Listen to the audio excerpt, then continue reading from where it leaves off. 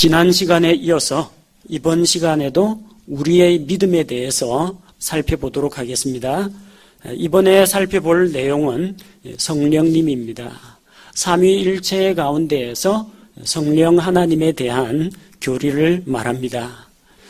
성령에 대해서는 많은 사람들이 요즘 관심을 갖고 있습니다. 그런데 또 많은 사람들이 이 성령님에 대한 잘못된 교리 때문에 넘어지는 경우가 많습니다. 그래서 무엇보다도 우리가 믿고 있는 성령 하나님은 누구신가? 어떤 분이신가? 또 우리가 어떻게 그분과 함께하며 신앙생활을 해나가는가? 올바른 말씀에 기초한 교리를 붙잡는 게 필요하겠습니다. 그래서 우리가 이번 시간에 다룰 내용은 성령님은 하나님이시다, 이런 사실과 성령님은 에너지나 기운이 아니라 살아계신 인격체시라는 것, 또 성령님께서 어떠한 일을 하시는가, 또 교회를 위해서 성령 하나님께서 우리에게 주신 은사에 대해서 살펴보고자 합니다. 성령님에 대한 우리의 믿음의 고백은 이렇게 요약 정리해 보았습니다. 우리는 성령님께서 삼위일체 하나님의 세 번째 위격에 계시며 그분은 성부 하나님과 성자 하나님과 동등하시다는 것을 믿는다. 그분은 하나님의 모든 속성과 성품을 갖고 계시며 전지하며 전능하며 무소부재하며 영원하시다. 또한 창조와 중생과 부활과 성경의 영감에서 그분의 사역은 그분의 신성을 보여준다. 그분은 힘이나 에너지가 아니라 인격체이시며 지성과 감성과 의지를 가지신 분이다. 우리가 믿고 있는 성령님은 하나님이십니다. 우리는 삼위일체 하나님을 믿는다고 했습니다. 아버지 하나님, 아들 하나님, 성령 하나님, 또 이 세 분이, 이 세 인격이 한 하나님이시라는 것을 믿습니다. 그 가운데 삼위일체 가운데 세 번째 위격에 계신 분이 성령님이십니다. 삼위일체 하나님은 그분의 영광과 능력과 신성면에서 모두 동등하십니다. 누가 더 우월하다거나 열등하다거나 누가 지배 복종 관계에 있다는 것이 아니고 다 동등하십니다. 하나님께서 영원 전부터 계셨다. 아들 예수 그리스도도 마찬가지고 성령 하나님도 영원 전부터 함께 계셨습니다.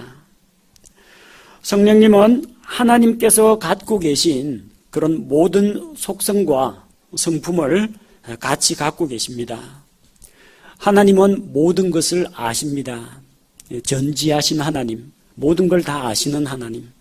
성령 하나님 역시 하나님과 마찬가지로 모든 것을 알고 계십니다.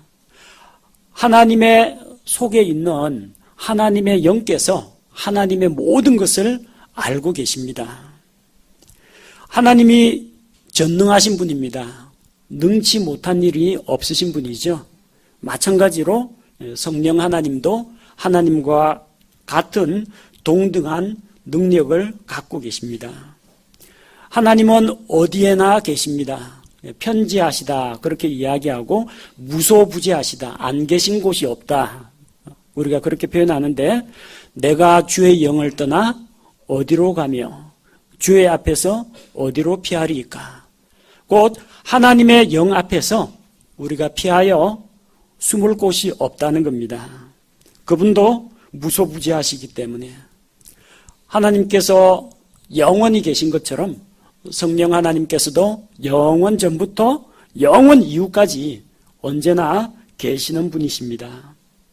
하나님께서 하시는 그런 사역에는 아버지 하나님, 아들 하나님, 성령 하나님이 항상 같이 사역하십니다. 하나님께서 세상을 창조하실 때 하나님이 계획하셨습니다. 하나님께서 그분의 말씀, 예수 그리스도 곧 하나님의 말씀으로 세상을 창조하셨습니다. 그리고 하나님의 영께서는, 성령께서는 그 모든 것을 아름답게 다듬고 마무리하는 작업을 하셨습니다. 사람의 구원 문제 역시 마찬가지입니다. 하나님이 구원을 창세전에 계획하셨습니다. 그리스도 안에 있는 자들을 택하셨습니다. 실제 그 구속 사역은 예수 그리스도께서 십자가에 못 박혀 죽으시고 부활하심으로 이루어졌습니다. 그런데 이 기쁜 복음의 소식을 사람들에게 깨우쳐 주시고, 사람이 복음의 말씀을 듣고 믿음으로 영이 다시 태어나게 하는 이 일은 성령 하나님의 사역입니다. 사람이 물에서 나고 성령에게서 나야만 하나님의 왕국에 들어갈 수 있습니다.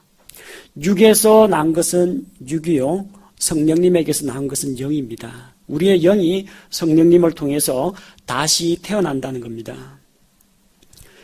예수 그리스도의 부활 역시 성령 하나님의 다시 살리시는 능력으로 말미암은 것이고, 장차 우리 신약교회 성도들의 몸의 부활도 성령님께서 너희 죽을 몸도 다시 살리시리라. 로마서 8장에 나오는 말씀과 같이 성령 하나님께서 우리를 다시 살리시는 그 사역을 하십니다. 성경 말씀을 기록할 때 하나님께서 성경 기록자들을 예비하셨습니다. 하나님의 말씀, 곧 살아있는 인격체이신 예수 그리스도, 하나님의 말씀으로 일컬어지시는 그분께서 사람의 언어로 하나님의 말씀이 기록이 되었는데, 이 과정에서 하나님께서 영감으로 이 말씀을 주실 때 각 성경 기록자들은 성령님께서 자기에게 이르시는 대로, 말씀하시는 대로 그들이 움직였습니다. 성령님을 통해서 이 성경 말씀이 기록이 된 것입니다. 이런 하나님의 사역을 볼 때 성령 하나님께서 빠지는 법이 없다는 것을 알 수가 있습니다. 성령 하나님은 힘이나 에너지가 아닙니다. 여호와의 증인들은 삼위일체를 믿지 않습니다. 그래서 오직 여호와만 하나님이다, 그렇게 가르칩니다. 예수님은 뭐냐? 하나님이 낳은 아들이다. 과거의 어떤 한 시점에 하나님이 예수 그리스도를 창조했다. 그래서 넘버 2라고 여깁니다. 성령 하나님은 뭐냐? 그들은 성령 하나님을 인격체로 믿지 않고 에너지 기운으로 여깁니다. 하나님께서 사용하시는 능력, 영향력이라고 부릅니다. 그러나 우리는 성경 말씀을 통해서 성령 하나님께서는 살아계신 인격체이심을 알 수가 있습니다. 우리가 인격체라고 이야기할 때는 지성과 정서와 의지를 갖추었을 때 인격체라고 합니다. 성령님께 지식이 있습니까? 지능이 있습니까? 있습니다. 왜냐하면 예수님께서 말씀하신 것과 같이 내가 너희에게 이런 모든 말을 그분께서 기억나게 하시고, 또한 너희로 하여금 깨닫게 하시고 지적인 활동을 하신다는 겁니다. 누가 지식이 있어서 이런 일을 알겠느냐? 누가 주의 영을 가르치겠느냐? 아무도 하나님의 영을 가르치지 않습니다. 그분 자신이 지성을 갖춘 인격체이시기 때문입니다. 만약에 성령 하나님이 에너지라면은 감정이 없습니다. 에너지나 영향력이라면 감정이 없습니다.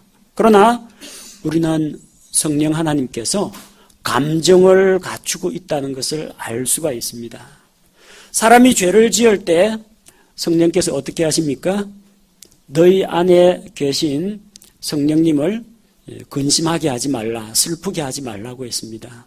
근심도 하고 슬퍼도 하십니다. 감정이 있으니까요. 성령 하나님께서 우리가 연약하여 도대체 뭘 어떻게 기도를 시작해야 될지 알지 못할 때 말할 수 없는 탄식으로 우리를 위해서 중보하신다고 했습니다.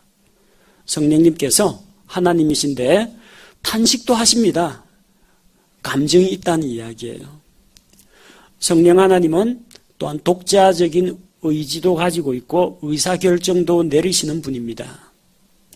안디옥 교회에 바울과 바나바를 선교사로 파송하는 그 문제에 있어서 성령 하나님께서 말씀하셨습니다. 내가 불러다가 시키는 일을 위하여 두 사람을 따로 구별하여 세우라고 했습니다.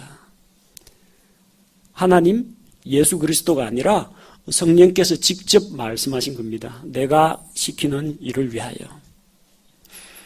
바울 일행이 복음을 전하다가 소아시아 쪽으로 가서 복음을 전하려고 했습니다. 누가 막았습니까? 하나님의 영께서, 주의 영께서 허락지 않으시고 막았습니다. 대신에 그 복음 전도의 방향이 그리스, 이탈리아 이쪽 유럽 쪽으로 가도록 하셨습니다. 밤에 환상 가운데서 마케도니아 사람 한 명이 이리로 건너와서 우리를 도와달라, 그런 요청을 받고 이것이 바로 성령께서 자기들을 인도하신다라고 사도들이 생각하고 자기들의 원래 전도 계획을 포기하고 성령님의 의지대로 따라갔습니다. 이와 여기에서 볼 수 있는 것처럼 성령 하나님은 지성과 감성과 독자적인 의지를 갖추고 있는 살아있는 인격체시라는 겁니다. 하나님의 영향력이 아닙니다. 살아계신 하나님이십니다. 자, 그럼 우리가 믿고 있는 성령님께서는 어떠한 일을 하시는지 같이 살펴보겠습니다. 그분은 죄에 대하여, 의에 대하여, 심판에 대하여 세상을 꾸짖으시며 하나님의 목적이 찰 때까지 악한 자의 영향력을 제한하신다. 그분은 믿는 자를 다시 태어나게 하시고 믿는 자 안에 영원히 내주하시며 믿는 자를 예수 그리스도의 몸 안으로 들어오게 하시고 성도들을 충만하게 채우시고 봉인하시고 성화시키며 지도하시고 가르치시고 인도하시며 열매를 맺게 하시고 도와주신다. 신약시대의 성령님의 사역에 대한 이야기입니다. 성령께서 하시는 중요한 역할 가운데 한 가지가 진리의 복음의 말씀을 통해서 죄에 대해서 세상을 책망하십니다. 성경에는 하나님이 어떤 분이며 죄가 무엇인지 기록되어 있습니다. 이 말씀을 사용하셔서 성령께서 일하십니다. 가만히 있는데 어느 날 갑자기 귀에 육성으로 이상한 소리가 들려가지고 나에게 말을 하는 게 아니라 성령께서는 성경 말씀을 통해서 사람들 마음을 찌르고 책망하십니다. 성경 말씀을 읽을 때 내 마음속에 감동을 주기도 하고 찔림을 받기도 합니다. 아직까지 예수 그리스도를 구세주로 모시지 못한 자라고 할지라도 성령께서 복음이 선포되는 그 자리에 말씀으로 그 사람의 죄에 대해서 책망합니다. 죄가 무엇입니까? 죄에 대하여라 하면 저희가 나를 믿지 아니하며 하나님을 믿지 않는 것, 하나님을 떠나 있는 것, 이것이 죄라는 것을 성령께서 보여주십니다. 의에 대하여 책망하십니다. 예수 그리스도께서 십자가에 달려 피 흘려 죽으시고 부활하심으로 말미암아 우리 자신의 노력과 공로로는 하나님께 인정받지 못하지만 예수님께서 우리 대신 의를 이루셨습니다. 그분의 흠없는 삶은 율법의 요구를, 율법에서 이렇게 행하라, 저것을 하지 말라, 그 요구를 예수님이 다 지켰습니다. 33년 반 동안 흠없는 삶을 통해서 율법의 명령들을 다 이행하셨습니다. 또한 율법이 너희가 그렇게 살지 못할 때는 죄의 삭은 사망이다, 이렇게 정죄할 때 예수 그리스도께서는 십자가에서 대신 피 흘려 죽으심으로 말미암아 사람들이 치러야 할 죄의 삭을 대신해서 지불하셨습니다. 곧 율법의 모든 요구를 예수님께서 이루시고 이제 하나님의 공의를 만족시켰습니다. 사람은 하나님의 영광에 이르지 못하지만 우리 노력으로 하나님의 수준에 도달할 수 없지만 우리를 대신해서 예수 그리스도께서 우리의 의가 되어 주십니다. 예수님이 이미 그 일을 다 이루셨어요. 그래서 이 하나님께서 주신 의, 그리스도의 의로 말미암아 우리가 의롭게 되는데 이 의를 받아들이지 않는 자에 대해서는 성령께서 책망하십니다. 꾸짖으십니다. 너의 공로, 너의 의로는 하나님 앞에 나아갈 수 없다. 십자가에서 죽으시고 부활하신 그리스도의 의로 너희가 의롭다함을 받을 수 있다는 것을 성령께서 가르쳐 주십니다. 또한 그분께서는 심판에 대하여 세상을 꾸짖으십니다. 심판에 대하여라고 하는 것은 이 세상 통치자가 심판을 받았기 때문이라. 이 세상의 통치자 마귀를 말하죠. 예수 그리스도께서 십자가에서 죄의 삭을 다 지불하심으로 말미암아 죄와 사망의 권세를 이기셨습니다. 이제는 마귀의 권세를 누르고 그리스도께서 승리하신 겁니다. 따라서 너희가 의지하는 이 세상의 통치자, 공중 권세 잡은 자, 마귀, 그 권세가 깨어졌는데 어찌하여 너희가 아직도 그 마귀를 따라가는 삶을 사느냐.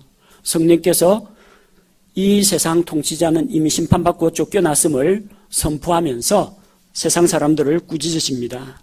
곧 복음 증거 사역에 있어서 성령 하나님께서 일을 하신다는 겁니다. 또한 그분께서는 하나님의 목적이 찰 때까지 저 사악한 자의 영향력을 제한하십니다. 지금도 이미 마귀의 권세, 불법의 신비가 역사하고 있습니다. 그럼에도 불구하고 이것을 막는 세력이 있다는 겁니다. 누가 막고 있습니까? 성령 하나님께서 성도들 안에, 예수 그리스도의 몸인 교회, 성도들 안에 내주하심으로 말미암아 지금 악한 자의 권세를 막고 있습니다. 신약교회가 휴거되고 나면은 그때는 이제 막는 장애물이 없어지죠. 그럼 본격적으로 불법의 신비가 역사하게 되고 저 죄의 사람, 멸망의 아들, 적 그리스도가 모습을 드러내게 됩니다. 그때까지 막고 계십니다. 우리 각 성도들 한 사람 한 사람을 향하여서 성령 하나님께서 일을 하십니다. 그분께서는 믿는 자를 다시 태어나게 하십니다. 우리가 처음에 태어날 때는 어머니의 모태에서 태어납니다. 그러나 두 번째 태어날 때는 하나님의 영으로 말미암아 우리의 영이 다시 태어납니다. 다시 태어나지 않으면, 두 번째 출생을 겪지 않으면 하나님의 왕국에 들어갈 수가 없습니다. 그래서 다시 태어나게 하시는 성령님, 거듭나게 하시는 성령님의 역사가 있습니다. 또 우리가 다시 태어나서 하나님의 자녀가 될 때 성령 하나님께서 믿는 자 안에 영원토록 내주하십니다. 우리 안에 들어와서 거하신다는 거예요. 구약시대에는 성령 하나님의 사역이 하나님의 일을 하기 위한 것이었습니다. 왕이나 제사장이나 영적 지도자나 사사들이나 성막 만드는 기술자에게 하나님의 영께서 함께 하셔서 그들에게 지혜를 빌려주기도 하셨고, 삼손과 같은 사사에게는 육체적인 힘을 부여해 주기도 하셨고, 모세에게는 지도력을 주기도 하셨습니다. 그것은 구원의 목적이 아니라 하나님의 사역을 위한 하나님의 성령의 임재였습니다. 그리고 하나님께서 하시고자 하는 목적이 완성되었다, 혹은 그 사람이 죄에 빠졌다, 그러면 성령께서 떠나가기도 하셨습니다. 성령 하나님께서 떠난 사례를 우리는 삼손의 이야기에서 알 수가 있죠. 삼손이 하나님과 맺은 나사르 사람의 언약을 어겼을 때 성령께서 그를 떠나가셨고, 그는 이전과 같은 그런 힘을 발휘할 수가 없었습니다. 사울이 기름 부음을 받아서 왕이 되었지만 마음속으로 다윗을 시기하고 질투하고 미워하는 그런 마음을 가졌을 때 하나님의 영께서는 떠나시고 악한 영이 그와 함께 했습니다. 이것은 구원의 문제를 말하는 게 아닙니다. 사역에 있어서 더 이상 하나님의 쓰임을 받지 못하게 되었다는 겁니다.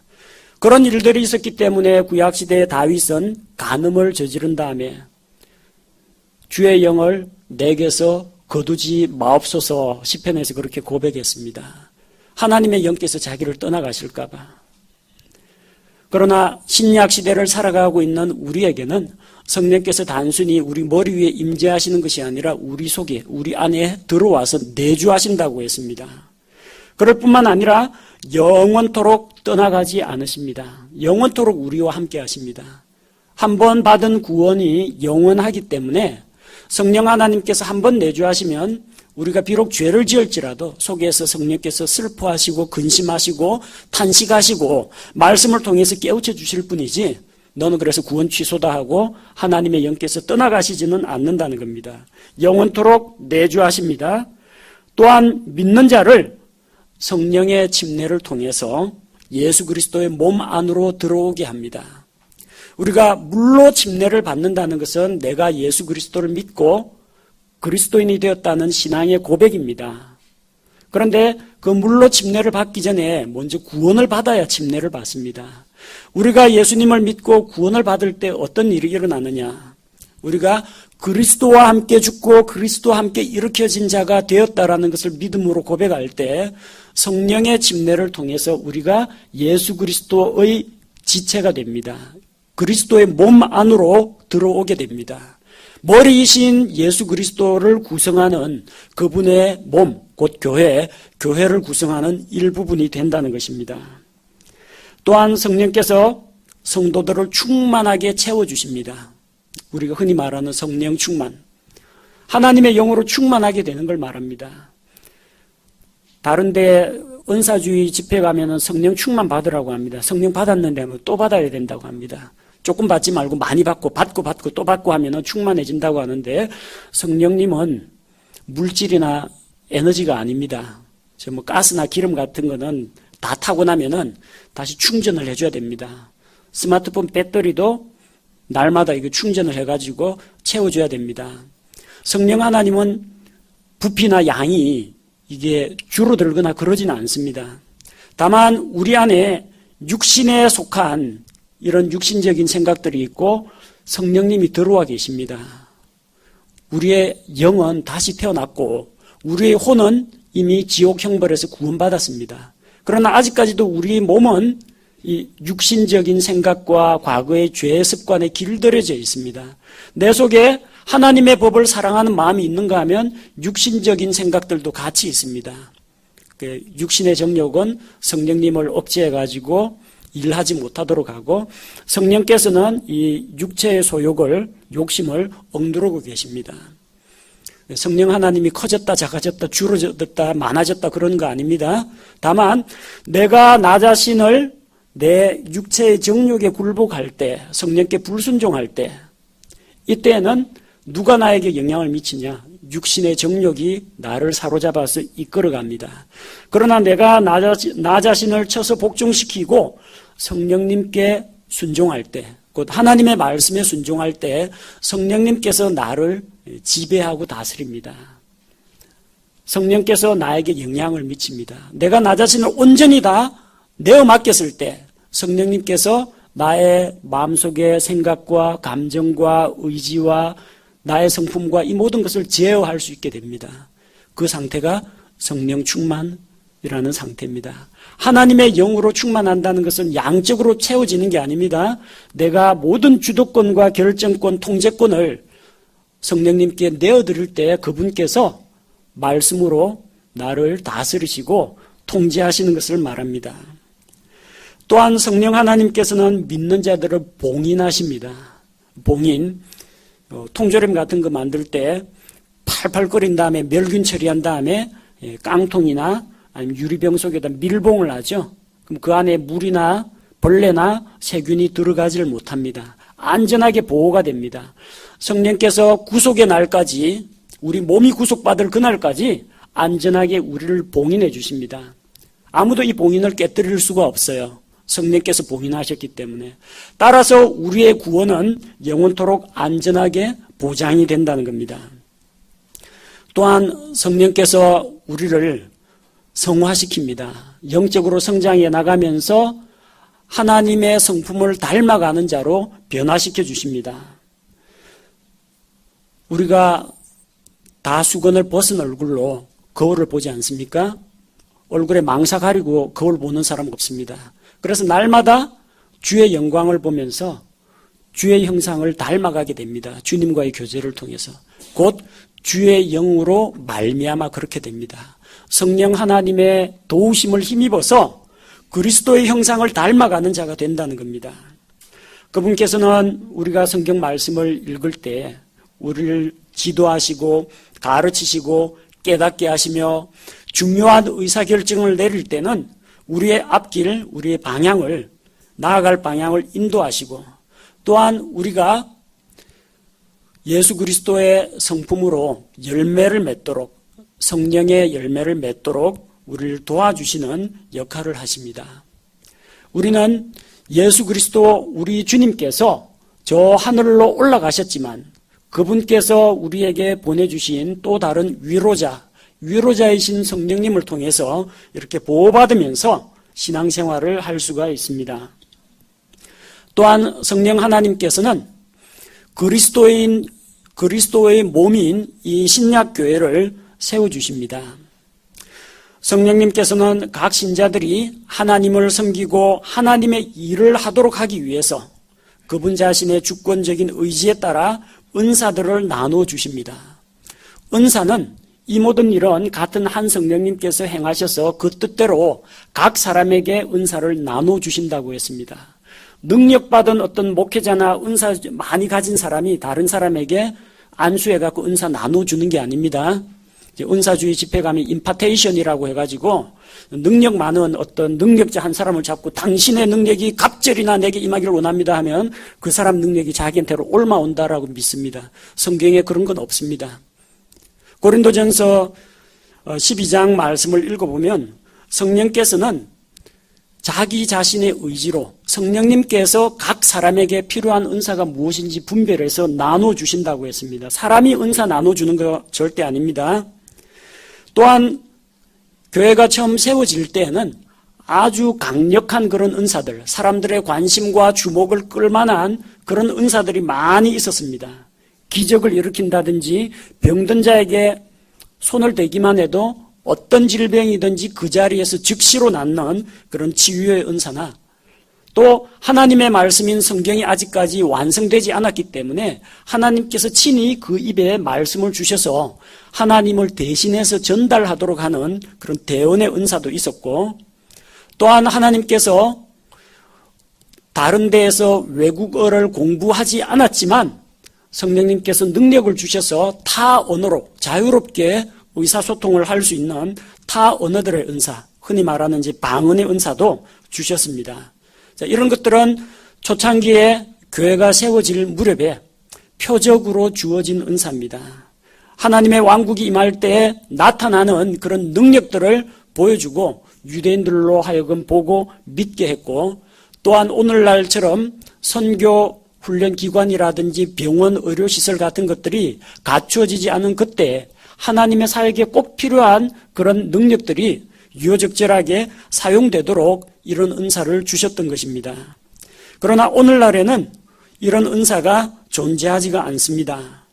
그런 것은 특정한 시대에 하나님께서 한시적으로 주셨던 것이고, 오늘날에는 오로지 예수 그리스도의 몸인 교회를 세우기 위한 은사들, 권면하는 은사, 다스리는 은사, 위로하는 은사, 긍휼을 베푸는 은사, 또 다른 사람에게 나누어 주는 은사, 사랑으로 섬기는 은사, 이런 은사들은 여전히 존재합니다만 초자연적인 기적을 일으키는 그런 은사나 하나님으로부터 직통 계시를 받아가지고 말하는 그런 은사나 이런 것들은 오늘날 존재하지가 않습니다.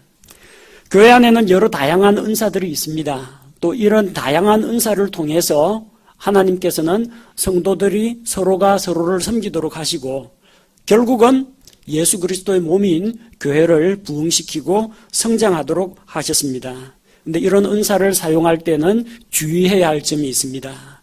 자기에게 어떤 은사가 있다고 해서 그런 은사가 없는 사람을 무시하거나 또 자기에게는 없는데 저 사람이 가지고 있는 그런 은사에 대해서 부러워하거나 탐낸다라든지 이런 욕심을 부리면 안 됩니다. 또 은사가 있으면 그런 은사는 섬기라고 주신 은사이기 때문에 자신을 드러내지 말고 품위 있게 사랑 가운데에서 질서 가운데 사용해야 합니다. 자기를 드러내고 과시하기 위한 은사라든지 사람의 주목을 끌기 위한 것이라든지 사람들의 인기를 독차지하기 위한 그런 은사라면은 잘못 사용하고 있는 것입니다. 우리는 성령 하나님께서 각 개인을 구원하시는 그 구원의 사역뿐만 아니라 이 성도들의 연합체인 그리스도의 몸인 교회를 세워주시는 그 일에 성령께서 지금도 역사하고 계심을 믿습니다. 제가 기도하겠습니다.